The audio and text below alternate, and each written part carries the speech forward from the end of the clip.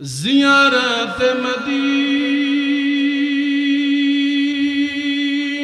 की दिल में है तमन्ना, नहीं है मेरी बस सफर का समन।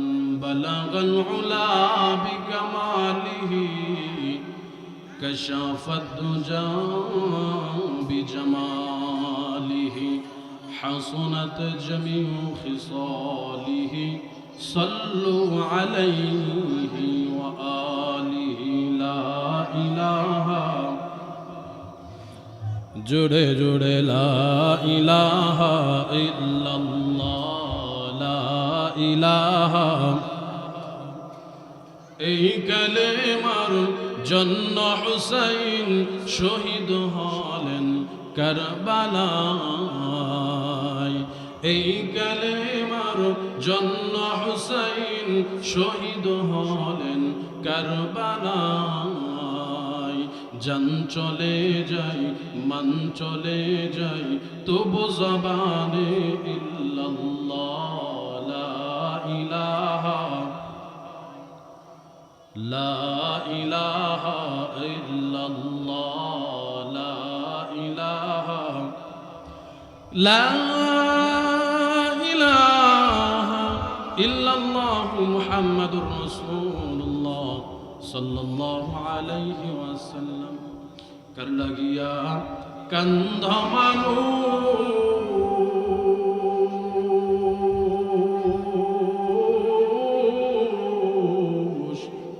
कर लागिया हाशो ओड़े कर लागिया कंध मानुष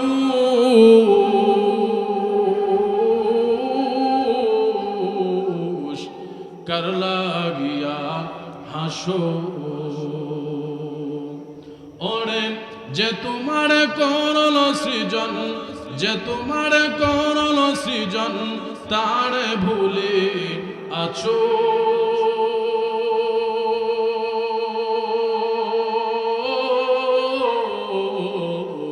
कर लगिया कंद मानुष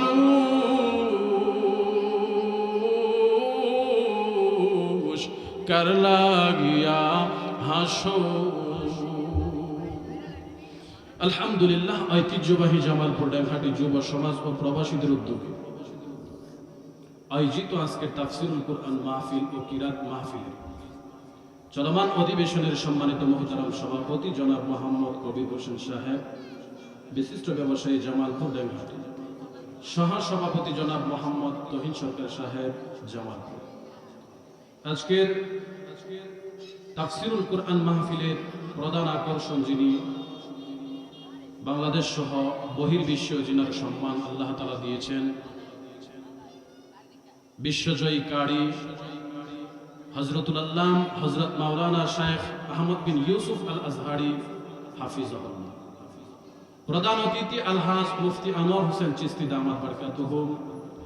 বিশেষ অতিথিবৃন্দ, মঞ্চে উপবিষ্ট জাতির কর্ণধার হযরত বুজুর্গ উলামা ইকরাম, সামনে উপস্থিত মুরব্বিয়ানে আম, আজিজ তলাবা, পর্দার আড়ালে অবস্থানত আমার শ্রদ্ধেয়া সম্মানিতা হযরত ফাতেমার উত্তরসূরি মা ও বোনেরা, সর্বপ্রথমই মহিয়ান গড়িয়ান দয়াময় প্রভুর দরবারে প্রভুর শেখানো ভাষায় কালিমাতুশ শুকুর আদায় করে নিচ্ছি আলহামদুলিল্লাহ।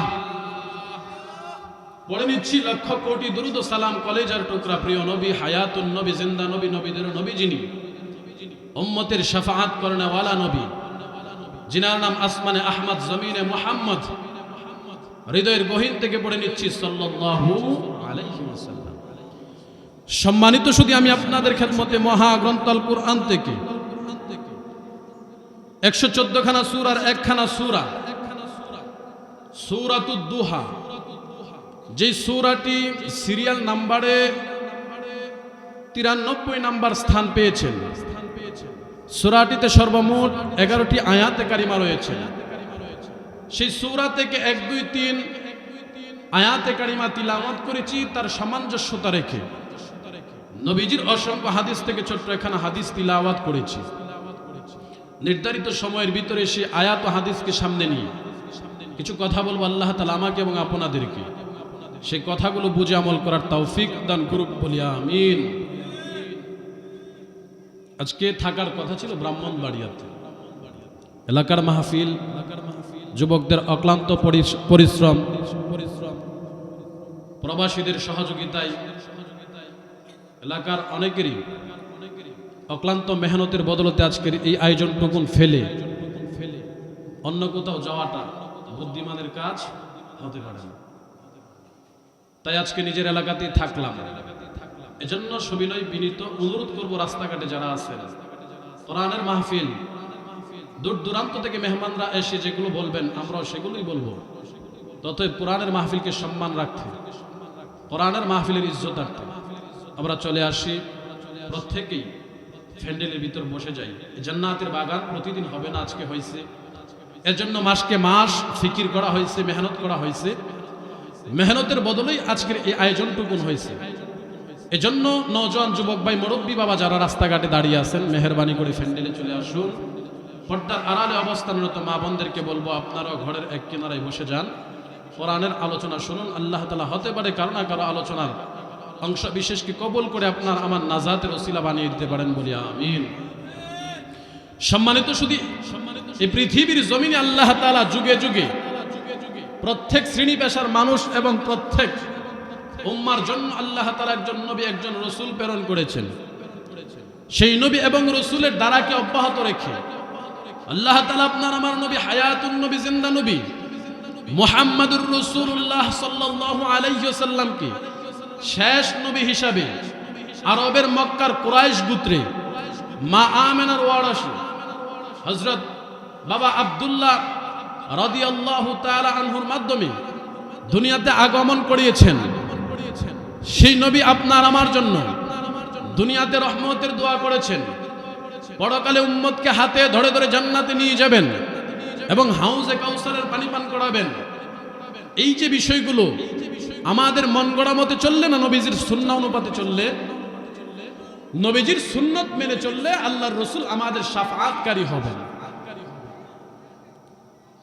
মক্কার বেঈমান কাফেরদের কাছে আল্লাহর রাসূল সাল্লাল্লাহু আলাইহি ওয়াসাল্লামের শৈশব থেকেই একটা পরিচয় ছিল। সে পরিচয়টা হলো, মক্কার বেঈমান কাফেররা নবীজিকে আল আমিন উপাধি দিয়েছিল। মক্কার বেঈমান কাফেররা নবীজিকে ছোট্ট সমতাইকেই বিশ্বাস করতেন। আল্লাহর রাসূল সাল্লাল্লাহু আলাইহি ওয়াসাল্লাম নবুয়ত প্রাপ্তির আগ পর্যন্ত বেঈমান কাফেরদের কাছে বড় সম্মানী ছিলেন, স্নেহের পাত্র ছিলেন, সম্মানের পাত্র ছিলেন। যেই মাত্র আল্লাহর রাসূল সাল্লাল্লাহু আলাইহি ওয়াসাল্লাম নবীজি নবুয়ত প্রাপ্তি হইলেন, রাতের বেলা আল্লাহর রাসূল সাল্লাল্লাহু আলাইহি ওয়াসাল্লামকে হেরা পর্বতে জিবরাইল আমিন পিছন থেকে ডাকতে শুরু করলেন, ও মুহাম্মদ সালাম গ্রহণ করুন, মহান মালিক আপনাকে সালাম দিয়েছেন। আল্লাহর রাসূল সাল্লাল্লাহু আলাইহি ওয়াসাল্লামের সাথে সর্বপ্রথম জিবরাইলের সাক্ষাৎ। নবীজি জিবরাইলের আকার আকৃতি দেখে, বিশাল দেহ দেখে আল্লাহর রাসূল সাধারণতভাবে ভয় পেয়ে গেলেন, আর ভয় পাওয়াটাই স্বাভাবিক। নবীজি মুহাম্মাদুর রাসূলুল্লাহ সাল্লাল্লাহু আলাইহি ওয়াসাল্লাম শারীরিকভাবে ভয়ে কম্পিত হইলেন। আল্লাহর রাসূল সাল্লাল্লাহু আলাইহি ওয়াসাল্লামকে জিবরাইল আমিন ডাক দিয়ে বলেন, নবী গো পড়ুন, ইকরা, আপনার রব আপনাকে পড়তে বলেছেন। নবী বলেন, আনা বিকরিব, আমি পড়তে জানি না।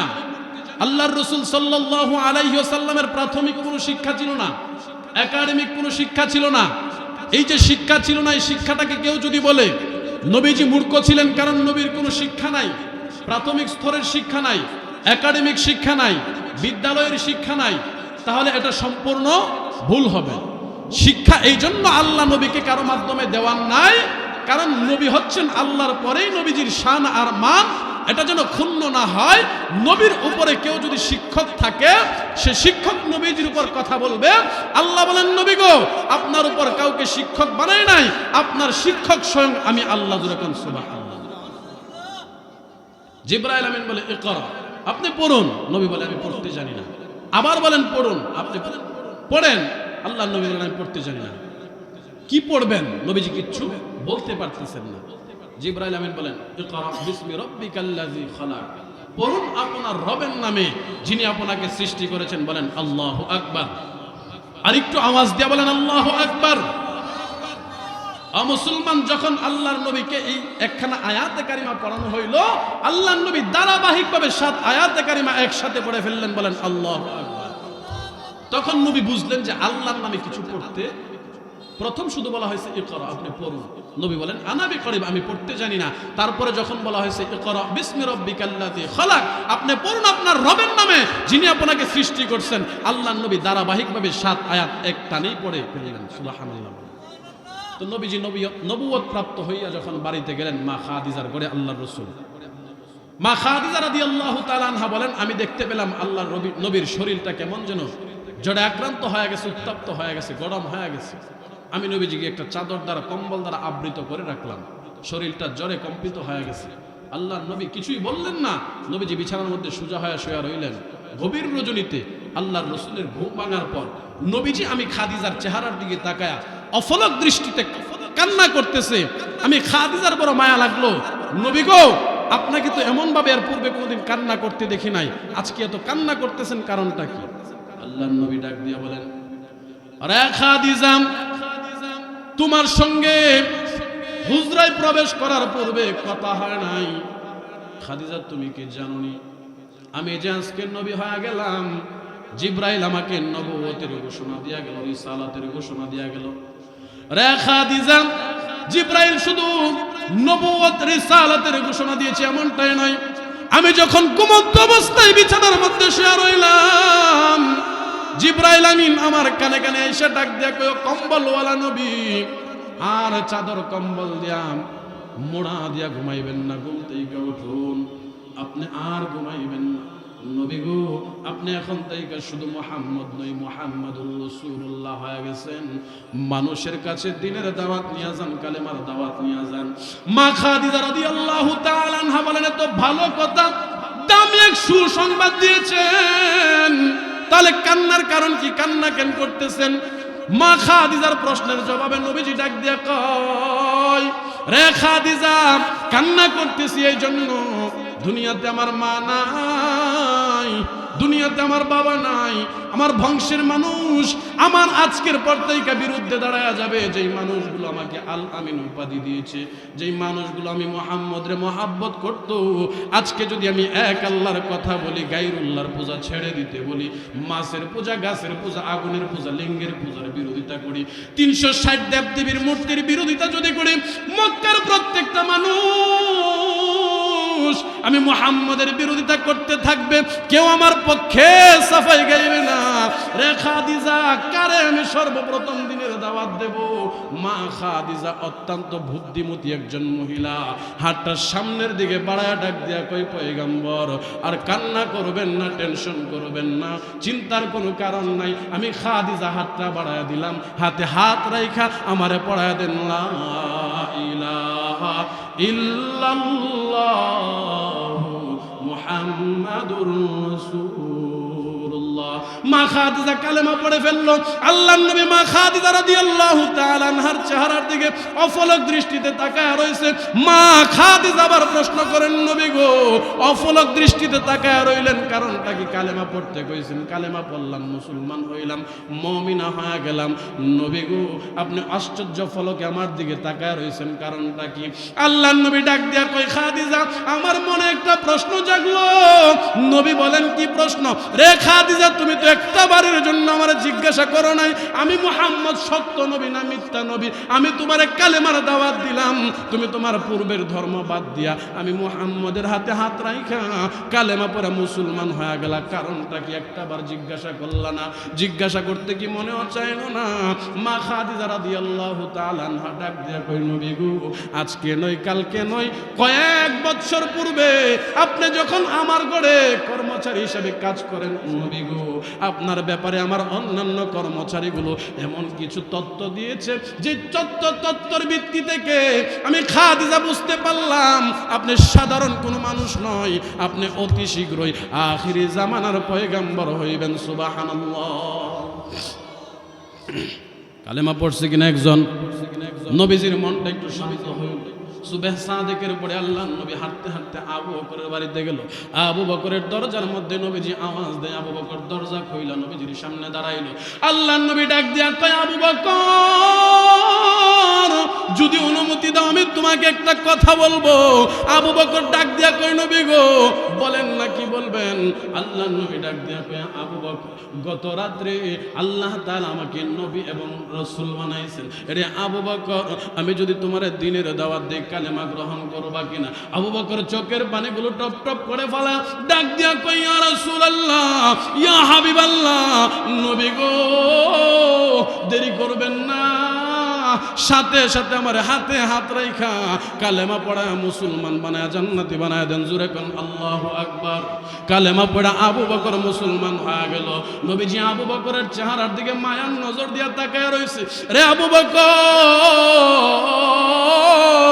হাতে হাত রাইখা প্রথমবারে পুরুষদের মধ্যে কালেমা পড়ে মুসলমান হয়ে গেল। প্রশ্ন দি করলা না আমি কি সত্য নবী না মিথ্যা নবী, জানার কি তোমার মনে চাইলো না? নবী গো আজকে নয় কালকে নয় 7 বছর পূর্বে আমি আমার নানার বাড়িতে নানার ঘরে ঘুমন্ত অবস্থায় আমি যখন আমার নানার ঘরে ঘুমা রইলাম, নবী গো আমার বয়স যখন আরো কম ছিল, এমন অত অবস্থায় ঘুমের ঘরে আমি স্বপ্নে দেখি আকাশের পূর্ণিমার চাঁদটা আমি আবু বকরের নিঝুম রজনীতে আমার কুলের মধ্যে উদিত হয়ে গেল। আমি আবু বকর পূর্ণিমার চাঁদটাকে এভাবে চাপ দিয়া ধরলাম। এটা ছিল প্রথম দিনের স্বপ্ন। নবী গো দ্বিতীয় দিন আবার একই স্বপ্ন দেখলাম। তৃতীয় দিন আবার ঘুমের ঘরে দেখি পূর্ণিমার চাঁদটা আমি আবু বকরের কুলের মধ্যে উদিত হয়ে গেল। আমার মন ছটফট করে, একই স্বপ্ন 3 দিন দেখলাম, কারণটা কি রে? আমি তওরাতের পণ্ডিত, তওরাতের আলেমের কাছে চলে গেলাম। আরে তওরাতের পণ্ডিত, নানার ঘরে ঘুমাইলাম, একদিন স্বপ্ন দেখলাম, এতে দুঃখ ছিল না, আফসোস ছিল না, মনে যন্ত্রণা ছিল না। একই স্বপ্ন 3 দিন দেখলাম, এর ব্যাখ্যা কি হইতে পারে?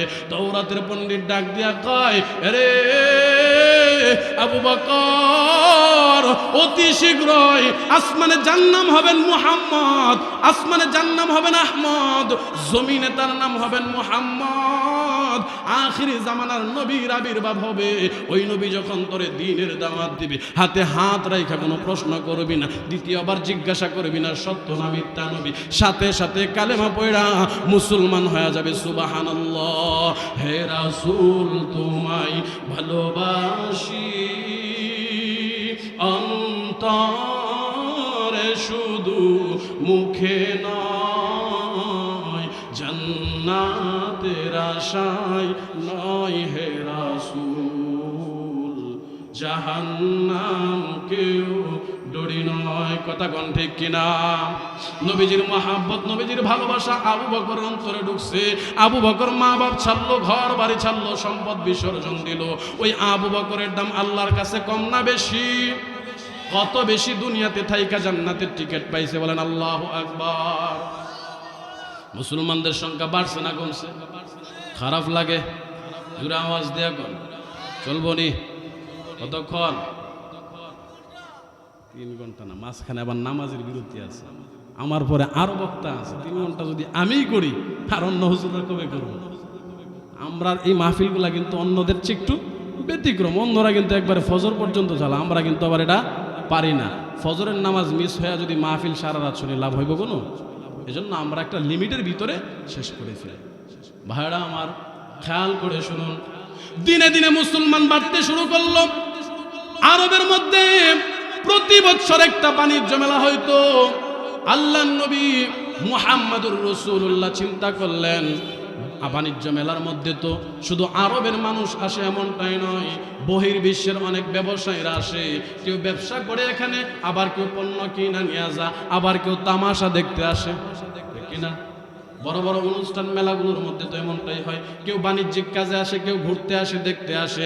আল্লাহর নবী মনে মনে চিন্তা করলো, আজকের এই বাণিজ্য মেলার মধ্যে এই বছর আমি বহির্বিশ্ব থেকে লক্ষাধিক মানুষ যারা আসবে, আমি তাদেরকে দ্বীনের দাওয়াত দেব, এক আল্লাহর দাওয়াত দেব। নবীজি মনে মনে এই মনোভাব নিয়ে বসে রয়েছে।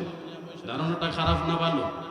ও মুসলমান, নবীজি চিন্তা করছে কই সিরিয়ার মানুষ, কই দামেস্কের মানুষ, এত দূর দূরান্তের মানুষরা আমি কেমনে পাইবো? যেহেতু বাণিজ্য মেলায় একসাথে পাইবো, প্রত্যেকটা মানুষকে সহজেই দিনের দাওয়াত, এক আল্লাহর দাওয়াত, কালেমার দাওয়াত পৌঁছায় দেব।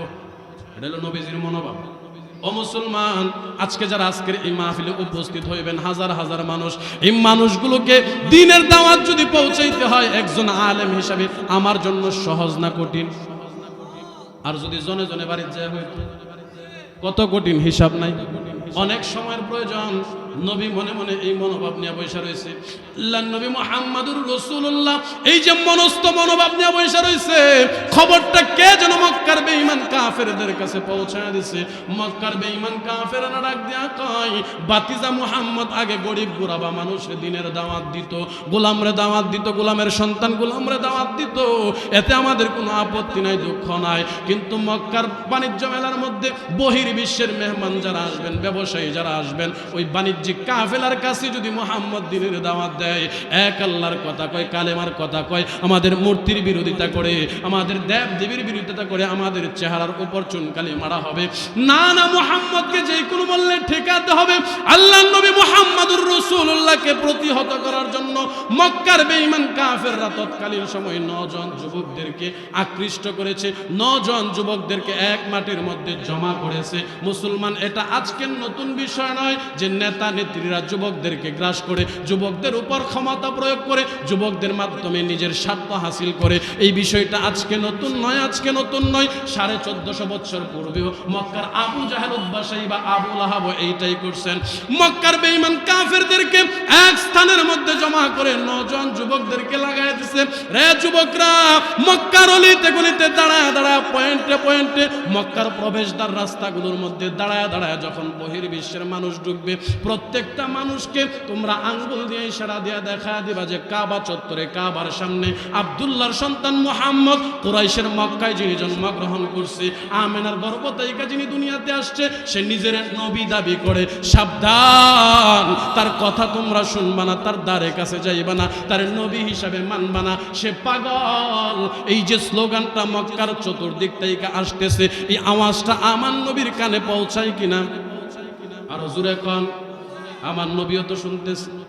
নবীজি চোখের পানি ফালায় কান্দে, আল্লাহ চাইলাম কি আর তুমি করলা কি? আমি চাইলাম মক্কার বহির্বিশ্বের মানুষগুলো মক্কারই বাণিজ্য মেলায় আসলে আমি তাদেরকে দিনের দাওয়াত দেব, তোমার কালেমা প্রচার করব। আল্লাহ, আবু জাহেল, আবু লাহাব, উতবা, শাইবা আমার বিরুদ্ধে 9 জন যুবকদেরকে লাগায় দিয়েছে। রব্বুল আলামিন, আমি তো পাগল না। নবী কি পাগল ছিল? মক্কার বেঈমান কাফেররা রাস্তার পয়েন্টে পয়েন্টে দাঁড়ায় রয়েছে। মানুষ যখন ঢুকে মানুষদেরকে কই, ও বহির্বিশ্বের ব্যবসায়ীরা, ওই যে মক্কার কাবা চত্বরে দেখবা একজন নওজোয়ান পাগল বসা, যিনি এক আল্লাহর কথা কয়, যিনি কোরআনের কথা কয়, ওই মুহাম্মদের কাছে যাইবা না। মুহাম্মদের কাছে গেলে মুহাম্মদ তোমাদেরকে তন্ত্র মন্ত্রর বুঝ দিবে। মুহাম্মদের ধারে যাও না। নবীজি অফলক দৃষ্টিতে তাদের এই চেহারাগুলো দেখতেছেন, আর নবী চোখের পানি ফালায়া কান্দে, আল্লাহ, এই যুবকগুলা তো একটা সময় আমার সঙ্গী ছিল, এই যুবকগুলা তো আমার বিরোধিতা করতো না, আমারে আল আমিন বলতো, আজকে এই যুবকগুলো আমার পাগল বলে। রে মালিক, আমি তো পাগল না, আমার তো দুনিয়াতে মা নাই, বাবা নাই, আজকে কে তাদেরকে প্রতিহত করবে, কে তাদের বিরুদ্ধে দাঁড়াবে? মালিক গো, তুমি যদি আমার পক্ষে না থাকো, কে আমার পক্ষে থাকবে? আল্লাহ পাক রব্বুল আলামিন জিবরাইল আমিনকে দিয়া পাঠায় দিয়েছে, জিবরাইল নবীরে সান্ত্বনা দেওয়ার জন্য। নবী কারিমা নাজিল করে দিয়েছে, মা আনতা বিনি'মাতি রাব্বিকা বিমাজনুন।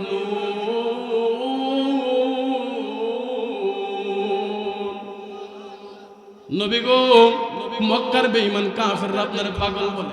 মা আনতা বিনি'মাতি রাব্বিকা বিমাজনুন, আপনি পাগল না, আপনি মাজনুন না। যারা পাগল বলে তারাই পাগল। মক্কার বেঈমান কাফেররা যখন আল্লাহর নবীর বিরুদ্ধে আচরণ করতেছে, মক্কার 9 জন যুবকরা মানুষদেরকে দলে দলে যখন বলে মুহাম্মদ পাগল, এই যে কথাগুলো বহির্বিশ্বের মানুষদেরকে বলা হয়, 5 জন 7 জন এক জায়গার মধ্যে দাঁড়ায় কয়, কে রে সেই পাগল, যে পাগলের বিরুদ্ধে শত শত যুবক লাই লাইগা গেছে। আর দেরি করবি না, ওই পাগলের ধারে গা, পাগলকে দেখবো। আর মক্কার এই বাণিজ্য মেলায় আগামী বছর আসি না না আসি, আসছি যেহেতু এই পাগলটার একটা বারের জন্য দেখা যায়। কারণ যে পাগলটা, যে পাগলের বিরুদ্ধে শত শত সুস্থ মানুষ লেগেছে, নিঃসন্দেহে এটা পাগল হইল ছোট কোনো পাগল না, বিশাল বড় বিশাল আকৃতির পাগল হবে। কাবা চত্বরে পাগলটার একটা বারের জন্য দেখা যায়। 5 জন 7 জন আল্লাহর নবীর কাছে গিয়ে দাঁড়াইছে। আল্লাহু আকবার কোন, যার জিম্মাদারি স্বয়ং আল্লাহর কাছে, তাকে ঠেকানোর সুযোগ আছে কারো? মুসলমান মক্কার বেঈমান কাফের নবীজির কাছে দাঁড়ায়, নবীর চেহারার দিকে তাকায় একজন আরেকজনরে কয়, কিরে যুবকরা কইলো কি আর হইল কি? যুবকরা বলছে মুহাম্মদ পাগল। এমন সুন্দর চেহারার অধিকারী, এমন আকার আকৃতির মানুষটা কোনোদিন পাগল হইতে পারে না। আল্লাহু আকবার। এই মানুষটা কোনোদিন পাগল? পাগলের একটা কোয়ালিটি আছে না নাই? হয়তো পাগল আপনারা দৌড় মেরা ধরে লাগবে, আর না হয় দৌড়ানি দিব, আর না হয় আপনার হাতে কিছু থাকলে ফালাইয়া দিব, আছে না নাই? পাগলের চুল দেখবেন উস্কো খুস্কো থাকবো, পোশাক পরিষ্কার পরিচ্ছন্ন থাকতো না, বিভিন্ন কোয়ালিটির পাগল আছে না নাই? আমার নবীর পোশাক তো বিশ্রী না, আমার নবীর চেহারা তো বিশ্রী না। পাগলের চেহারা কেমন যেন ময়লা যুক্ত থাকবে। আমার নবীর চেহারা তো এত সুন্দর ছিল। হযরত হালিমাতুস সাদিয়া রাদিয়াল্লাহু তাআলা আনহা ডাক দিয়া কয়, রে আমেনা, তোমার সন্তানকে আমি দুধ পান করায় তোমার কাছে ফিরাইয়া দিয়া গেলাম, নাও তোমার সন্তান। কিন্তু দিয়া যাওয়ার আগে একটা কথা বলা যায়, শুনো, তোমার সন্তান মুহাম্মদের মতো সুন্দর, এমন আকার আকৃতিওয়ালা, এত সুন্দর সুদর্শন সন্তান আমি তায়েফের জমিনে কোথাও দেখি নাই। জোরে কোন আল্লাহু আকবার। তায়েফের জমিনে কোথাও আমেনা ডাক দিয়া কয়, কথা ঠিকই কইছো, তুমি তায়েফের জমিনে দেখো নাই, তুমি তায়েফ জমিন ছাড়া আর কোথাও তো চলো নাই। আমি আমেনা মক্কার শহরে, মক্কার রাজধানীতে বসবাস করি। আমি মক্কার রাজধানীতে আমার সন্তান মুহাম্মদের মতো সুন্দর, এমন অবয়ব চেহারার অধিকারী কোন যুবক আর সন্তান আর দেখি নাই। বলেন আল্লাহ ডাক দিয়া কই, জিব্রাইল, হালিমা তো হালিমার কথা কইলো, আমেনা আমেনার কথা কইলো, তুমি বলো।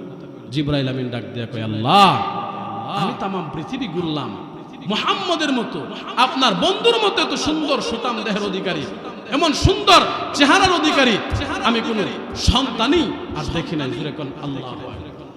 আল্লাহ পাক ডাক দিয়া কই, জিব্রাইল, তোমারও আমার বন্ধুর সম্মান বলাটা হয় নাই। হালিমা বলছে তায়েফে দেখে নাই, আমেনা বলছে মক্কায় দেখে নাই, তুমি বলছো পৃথিবীতে দেখো নাই। দেখো না কথার মধ্যে একটা কিন্তু থেকে, দেখি নাই মানে তার মধ্যে কি থাকলে থাকতেও আল্লাহ কই, তোমরা বলছো দেখো নাই, আর আমি আল্লাহ বলি শুনো, আমি আল্লাহ আমার বন্ধু মুহাম্মদের মতো সুন্দর আকার আকৃতি দিয়া, সুন্দর দেহ দিয়া, সুন্দর চেহারা দিয়া মানবই তৈরি করি নাই। আমি তো মুহাম্মদের মতো এমন মানুষই তৈরি করি। মক্কার বেঈমান কাফেররা একজন আরেকজনের ডাক দিয়া কয়, এত সুন্দর সুঠাম দেহের অধিকারী নওজোয়ান যুবক, যার চেহারাটা এত সুন্দর, গোলাপের পাপড়ির নেই ঠোঁটগুলো, চোখের